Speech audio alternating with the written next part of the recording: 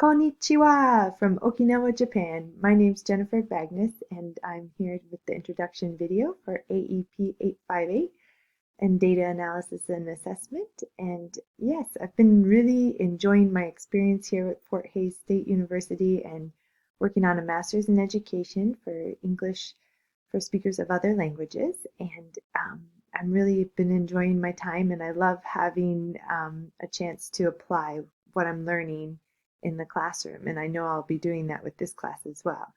So 3 years ago, my husband's job took us here to Okinawa, a small island in the southern part of Japan. And he works with the U.S. Department of Defense, the Education Administration. And we moved here from Washington, D.C. with our two energetic boys, 4 and 7, and they are just loving all the beaches, the snorkeling and swimming, and all the wildlife that this island has to offer. And just a little bit about myself. My undergraduate studies were in flute and piano at Butler University in Indianapolis, and I got a scholarship. I earned a scholarship, I should say, to study at the Mozarteum in Salzburg, Austria. And right out of university, I started teaching band and choir at a junior high school. I was hired as a permanent substitute, thankfully, to the teacher who was going on maternity leave. So I got a good taste of what it's like to teach at a junior high school, and I really enjoyed my experience. And then I also taught in the evenings at a German immersion school, and I really enjoyed that as well. But it wasn't permanent since I didn't have any credentials for teaching.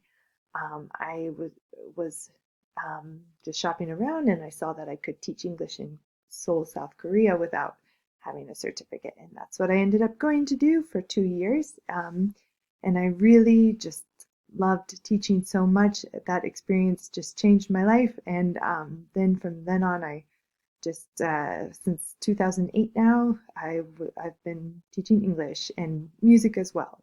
I teach piano and flute privately. So I've just been really enjoying that. And also here in Okinawa, I teach the local community.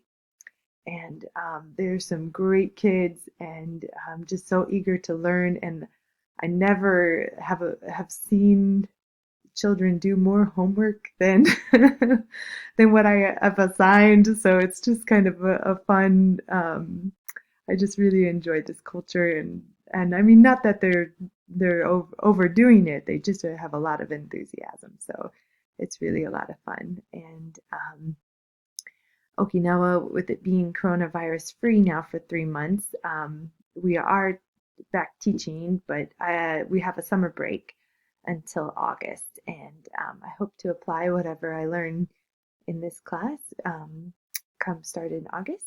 And my students, just so you have an idea, my students range from ages 6 to 13, and they are at first and second grade level, although we do have a wide variety. I usually have about 15 in a class, and the ages are varied. So that's what makes it for an interesting time. And as far as my own career goals, I'm hoping to earn a licensure with DODEA and with the Department of Defense Education Administration, and start teaching in the schools at the American military bases here in Okinawa. And my 5-year goal is to work towards becoming a reading specialist, and perhaps in the next 10 to 20 years, if an opportunity arises to hold a leadership position within a department, I would definitely take this opportunity. And now onto experience with data analysis and assessment.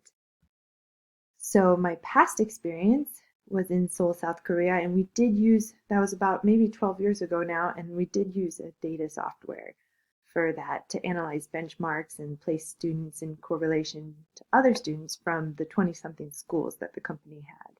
And that was a really interesting concept. It was kind of, I think, a new thing. The school had a lot of money. It was a private institution, and it just was able to develop a great way to analyze students as well as teachers. We were also given a lot of, probably about every 3 months, we were given some kind of feedback for how we rate amongst other teachers, and I thought that was interesting. This data definitely does impact how we tailored our lesson plans as well to cater towards student success, and individual student assessments were a regular monthly occurrence just to stay on target, and our third through sixth graders were the ones who were asked to complete quizzes, and we charted their progress. And I remember we changed instructions, planning kind of according to their scores and whether they were actually learning the material. And yeah, we could just see improvement and through using those applications. And I don't remember at all what it was, but it was a long time ago. Now, currently, I'm not using any software or data analysis programs. Okinawa, this is no excuse, but Okinawa is not a technologically advanced society, so I haven't adapted to this mindset.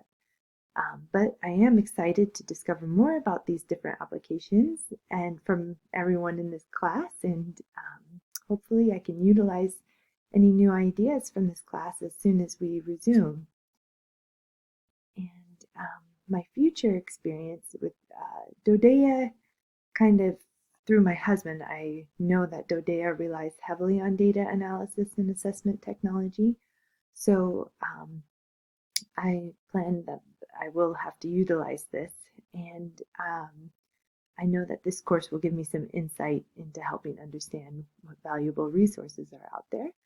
And recently I've read this book by Lisa Delpit called Other People's Children, Cultural Conflict in the Classroom, and it kind of challenges how we assess teachers. And I think it made some valid points because teaching is a profession that is unlike any other, and it can't be assessed merely through canned rhetorical questionnaires. And I think that this is a very interesting topic to delve more into, and I feel like this class kind of centers around that same idea because it's not only um, we're not only assessing students, we are analyzing how to teach and how to assess teachers, and how to make improvements in that field too. So I think that's also a concept I'd like to explore. Yeah. And so this is just the reference page there. And thanks for listening. Have a great day.